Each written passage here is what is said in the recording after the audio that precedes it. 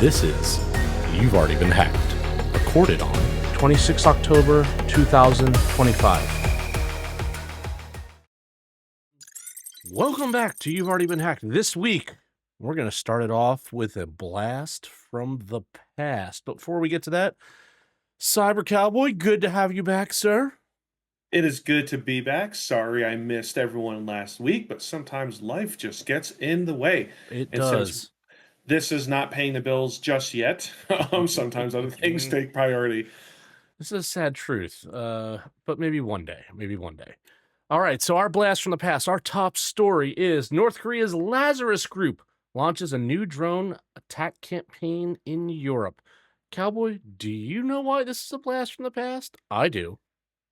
It is Lazarus Group, the fun hackers who brought you the Sony hack back in the Nice. day.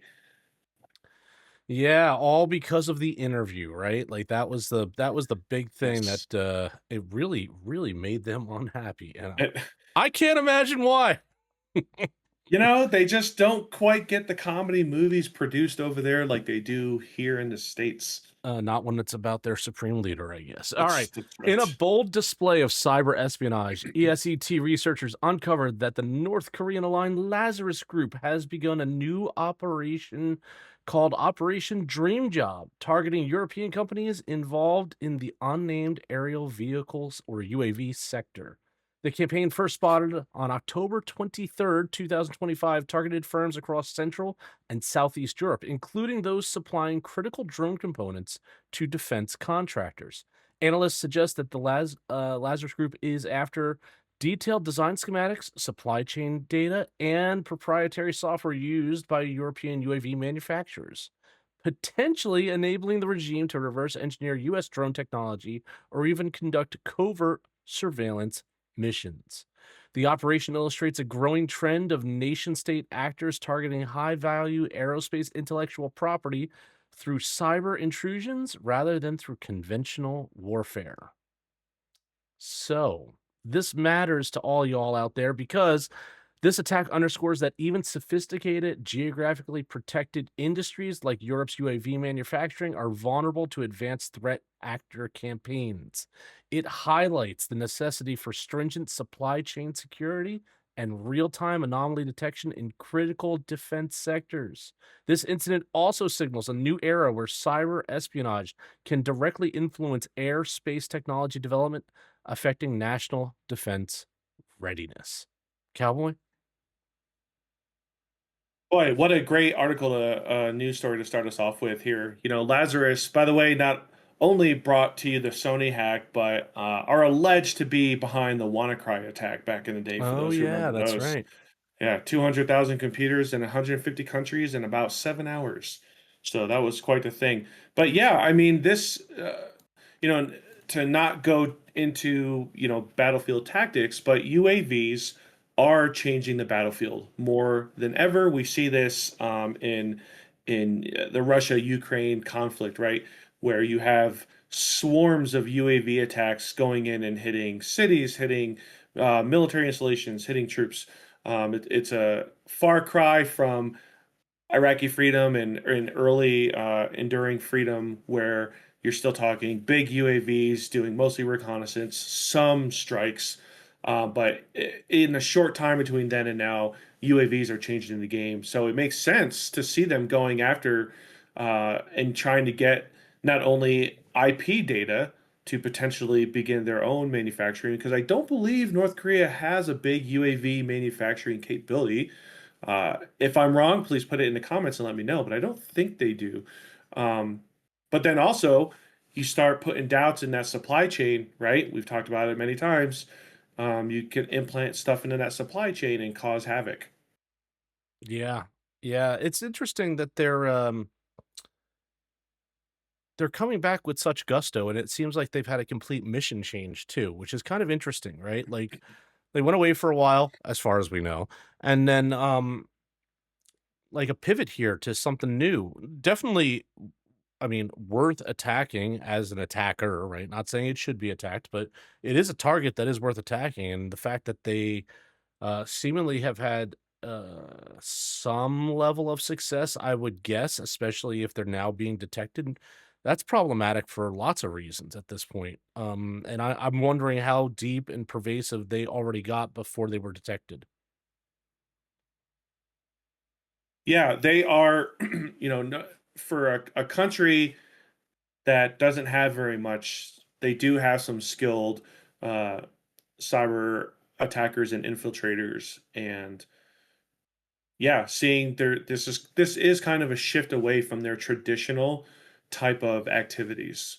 Yeah, So for sure. kind of makes you, there's not a real lot of information about who they actually kind of work for, if they work for the state or if they're on their own. But this kind of makes you think, the state's probably pushing some buttons that they're going after UAV stuff. I would agree. I would agree wholeheartedly. Um, okay. Our next story: Taiwan's hardware and semiconductor sectors remain top cyber attack targets in the Asia Pacific. Checkpoint Software's latest cybersecurity report reveals that the Taiwanese organizations continue to top the list of targets across the Asia Pacific region, with an average of 1,900 attacks per week, which is a modest 1% rise year over year.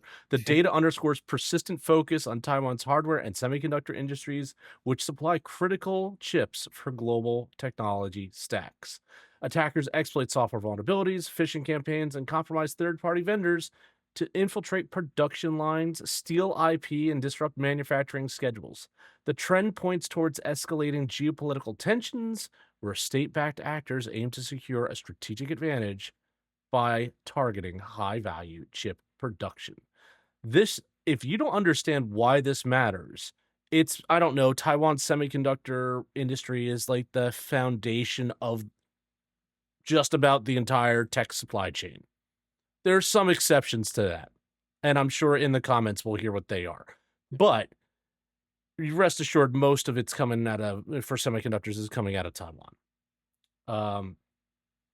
What should or could you be doing about this right now? Well, you probably want to reassess your supply chain. You probably want to deploy network segmentation around critical product lines, conduct quarterly red team exercises at a minimum, and invest in an automated threat detection for anomalous data exfiltration. Those would be the types of things that I honestly would be looking at myself. Cowboy? Yeah, I mean, this is a typical a critical supply chain that is extremely limited in where you can get these chips that are crucial to all aspects of life for the planet, right? Everything, cars, computers, banking, you name it, they need these chips. National defense, obviously. I like to think that's part of a push why the US is trying to get some of these manufacturing moved here, not only for the economic benefits, but to help diverse this critical supply chain that is just so limited in where it can come from. Taiwan being obviously pretty sure they're the leading producer, and a close second is a lovely country to the north that probably don't want to buy your chips from there. Just saying. So yeah, not surprised. I giggled with 1,900 attacks a week being a 1% rise. That really gives you an idea of Yeah. how many and how often these attacks are happening. But with such a critical choke point in the chip industry, this makes sense for someone to want to dig their claws into, and if not disrupt now, be ready to disrupt later when it really matters. Yeah, absolutely. It's one of those things that just like you hear 1,900 attacks per week, and again, are we just boiling the frog? If that's only a 1% increase, what does that really mean? And that's kind of troubling in and of itself. So yeah, I don't know. Just don't know anymore sometimes. I really wonder if if any of it is going to make any difference. I mean, 900 attacks per week on a critical part of the supply chain, basically the beginning part of the supply chain. I mean, really, what hope do we actually have? What do you think? Yeah, today it should make people worry, right? We've got to figure out how to um, get more semiconductor and chip manufacturing factories s- across friendly countries so that if Taiwan went away tomorrow, you would see a fairly low, hopefully minimal impact to the available supply chain. That's really what needs to happen. And couldn't agree more. And graphics cards are already expensive. I don't want to see them triple Yeah, I don't want because to. of a supply chain. Well, they were just saying the other day that I just saw it on a update from a manufacturer that I purchased some items from that um, they are going to be raising their costs explicitly because of solid state memory uh, costs rising, as well as volatile memory costs rising. So RAM Mm, costs rising. So yeah, I mean, uh, if just market conditions are making it rise, let's not make it worse. You know what I mean? yeah. All right. Let's see what we got here. Okay, in our next story, Maxis deploys AI-powered firewalls to block malicious SMS and voice calls in Malaysia. Now, Maxis in this one is not SimCity's developer. It's a leading Malaysian telecom operator and has partnered with Globe Teleservices Pte. Limited to roll out an AI-driven integrated firewall across its messaging and voice traffic networks. The solution announced also on October 23rd, utilizes machine learning models to detect and block malicious SMS, examples being phishing or spam, and voice calls, so vishing and malware distribution. By ingesting real-time call data and employing adaptive filters, the firewall can identify abnormal traffic patterns such as bulk outbound voice packets with embedded malware payloads and automatically quarantine them before reaching the end users. This move marks a significant shift towards proactive communication security in the telecommunications sector. Yes, please. Give me more of this. Put it everywhere. I don't know about you, Cowboy, but my primary cell phone has been leaked so many times on the internet through so many different services getting hacked that I get phone calls telling me that my toll tag is going to expire probably daily from England. Yes. So T-Mobile, if you're listening, please, please, please. please do this. Oh man, this is great. This matters because SMS and voice channels remain prime vectors for credential theft, phishing, and botnet command and control.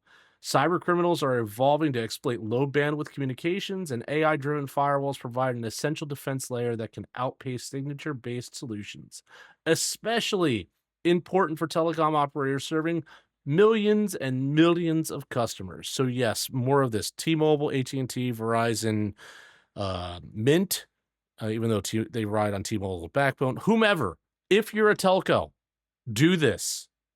Please save us. And then, Yeah. I joke, Uh, right? But it's not just people like you or I or our listenership, really. It's our listeners' um parents. It's our listeners. our vulnerable Yes. listeners, right? Yes, Yes. 100%. That's, I mean, some of the stuff that I'm getting lately, whether it be via SMS or phone, is quite good. And I think in one of our earliest podcasts in here in season 3 with the Cowboy and myself, I talked about how I almost got vished from someone claiming to be an Apple rep, and he was really good. He was really good. I was almost convinced. And then when he would do some of the checks that I know that Apple would do, thank you, Apple Executive Relations. I've had to work with you before, and it's been wonderful. That yeah, that was the only way. I was like, "Yep, we're done." Like, go sit and spin, buddy, because there is nothing here for you. But yeah, it's getting bad. So I again, I know how we talk about AI and the SOC and stuff, but it at least here it feels like it's augmenting, and it's trying to weed out the stuff that it can confidently know shouldn't be there, and that's definitely what it should be doing. Yes, and I'll say 2 points on this. First, I'll reiterate. I think this is a great move. Somebody's being proactive. Thank you. We need Yes. more of you. Um, I'm interested. I would love. I won't, but I would love to get my hands on like not the AI itself, but maybe some of the data they're going to pull from this to kind of see how well it's doing. Because I'm definitely interested to see how well it's going to do this. Because I don't. I want to have faith, but trust but verify, and also because I'm mischievous, I wonder. I wonder what checks are in place so that I cannot intentionally blacklist legit company numbers, right? Because it's not hard to manipulate the phone number Good and show point. up as something else. Can I trick the AI to thinking that legitimate numbers or data from legitimate companies are malicious? That's an excellent point. That's really, really astute. Or, you know, maybe you do want to blacklist a few numbers here or there. Just to, That's right. maybe there are some businesses you don't want to talk to. Maybe that's what it is. Yep. All right. Reddit is in our next story suing data scraping firms over unauthorized use of its content for AI training. This is interesting to me. Let me get into the story and then I'll tell you why.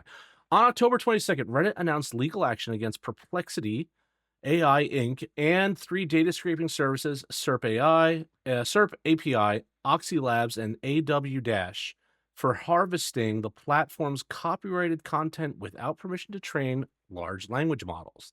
The lawsuit claims that these firms extracted user generated posts, comments, and media from Reddit's public API and web pages, using them as raw training data for AI systems, such as Perplexity's chatbots.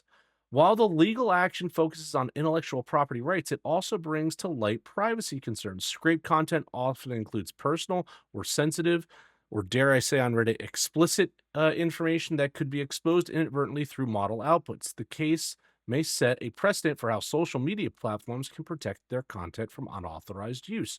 Okay, let me just put this out here. Maybe this is a hot take, Cowboy, but if it's on a public forum like Reddit, couldn't it be scraped and it's not a problem because it's out there to be read anyway? That was my first takeaway was like Like, I'm not how getting like it's I don't yeah. Go ahead, I'm right sorry. my no I agree with you. Like my cyber significant other is a lawyer, right? And while that's not her area of specialty, like that's always been a thing in law. Like if it's out there, it's out there. You have no or minimal guaranteed protections because I can't put something on Facebook and then sue somebody because they grabbed it and used it. Like, Right, but that's at the individual level, right? And right. that I think everyone kind of gets. You posted it, too bad for you.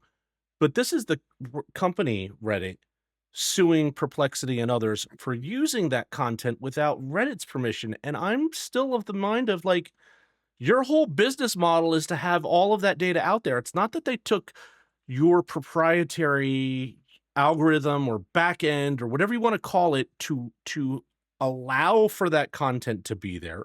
If they did, I could see that being a problem. They're taking the content that's been posted in forums that no one except for I would think probably your 18 plus, maybe mature things. I don't know. Someone correct me if I'm wrong.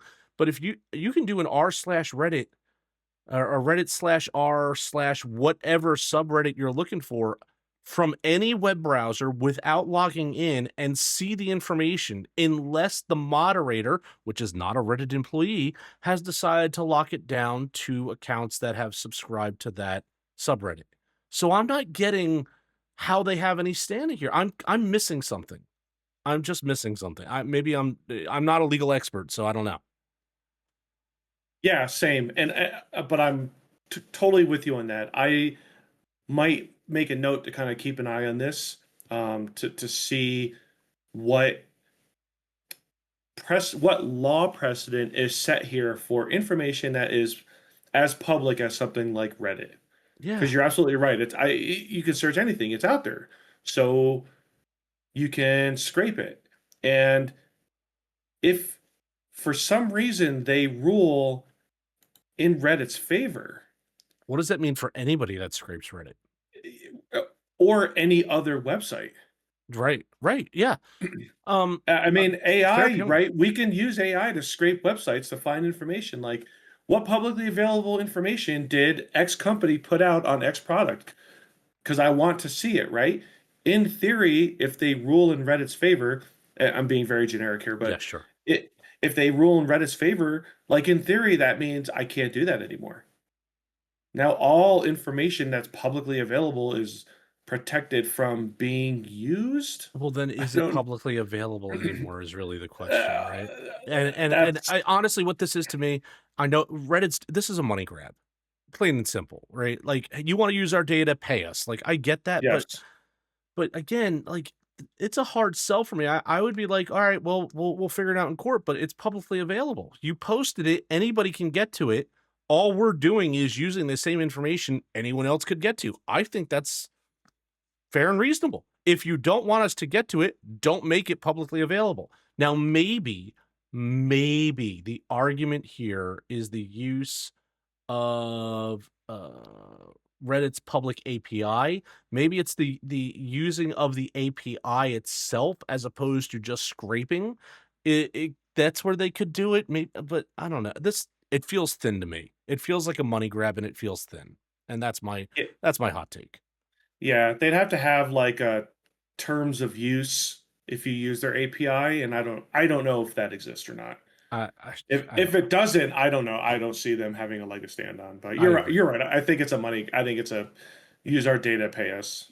Yeah, well, AI's got a lot of money right now, or depending on what you read, they're just shoveling a lot of money around between each other. But there's a lot of money in that particular bubble, quote unquote. So yeah, everyone wants a piece. I get it. I understand. All right, and in our last story, Gartner has forecast 2026 tech trends. In this past week, Gartner released its vision for technologies that will dominate 2026. The report emphasizes the continued rise of AI across enterprise stacks, particularly generative models, and deepening interconnectivity among devices, applications, and services. Gartner also warns of escalating risks, including AI systems becoming vectors for adversarial attack. Consider model poisoning as a potential vector, increased complexity in supply chains, and new attack surfaces arising from edge computing deployments. The forecast suggests that IT leaders must adopt holistic security strategies encompassing data governance, continuous monitoring, and AI-driven threat intelligence to stay ahead. Well, can't say I disagree with Garnet on what they're going for, but I would have thought all that be pretty obvious to anyone in this community. Your thoughts? Hey, yes. Thank you for releasing the obvious. Granted, hard, I guess, to get around that. Like, here are the big ticket items for next year. They're pretty much the same as this year. Um, uh, AI is still going to be at the corner front. I mean, I start looking at generative models, deepening interconnectivity among devices, application services. The more interconnected everything gets, the faster a devastating attack could spread. So, just as a uh, cowboy of caution, that scares me. And working in an environment in real life that is constantly getting generative AI shoved down my throat. Oh yeah. I mean forcefully, like things I cannot talk about on this show forcefully, and even when it doesn't make sense, and you're like, we know better than this, but everybody wants it at the forefront, and it's goes back to the money thing. It's they think it's going to get people to pay more money for something, and maybe, but at what risk? So cool. 2026 trends, AI. If you didn't know, now you do. Now you do. Yep. Well, I mean, yeah, we're jesting. It's the obvious stuff, right? But the fact that it is what we expect, not terrible, right? Like, if Garnett would have thrown something out of left field, that would have been kind of striking. The fact that it is right now still all AI kind of makes sense. I mean, the thing that I would put in the bucket, if not 2026, maybe 2027, is quantum, right? Like it's coming. This is not an if. It is going to be here. And I think when they mix generative AI with quantum computing, there have been movies about what happens when AI becomes self-aware. So just saying, just that there's your nightmare fuel a week before Halloween. It is. Cyber Cowboy's going to say in the next 5 years, you're going to see, I wouldn't call it mainstream quantum computing, but you're going to see it at the state level, the federal, right, the country level. You're going to see it coming around, and yes, integrating AI. It's going to do some miraculously great things. I think you're going to see like overnight leaps in the medical field. Yeah. You know what I mean? I think you could see overnight leaps in maybe an energy field potentially, right? Things that could actually propel space travel, not warp engines and all that, which would be awesome. But I mean, things that could actually get us really to Mars in like a air quoting timely manner. However, on the flip side, right? As always, with great power also comes bad guys seeking to take advantage of it. Oh so yeah. The moment ready. The moment that a nation state, a nefarious nation state, or a nefarious actor is able to maintain a quantum computer and use some sort of generative AI system with that's going to be severely problematic. Severely. Yeah, I look forward to it, and in the same breath I go, well, we'll never run out of things to talk about for this podcast. That's right. So, all right, Cowboy, what else you got for us this week? Oh, AI firewalls, folks, because nothing says zero trust like a machine silently judging your every packet. I'm Cyber Cowboy. Stay frosty. And I'm the professor of CyberRisk. That's all the news for this week, and we'll talk again soon. If you like this podcast, share it with your colleagues and friends. Your support is how we are able to continue to make this content. Thank you.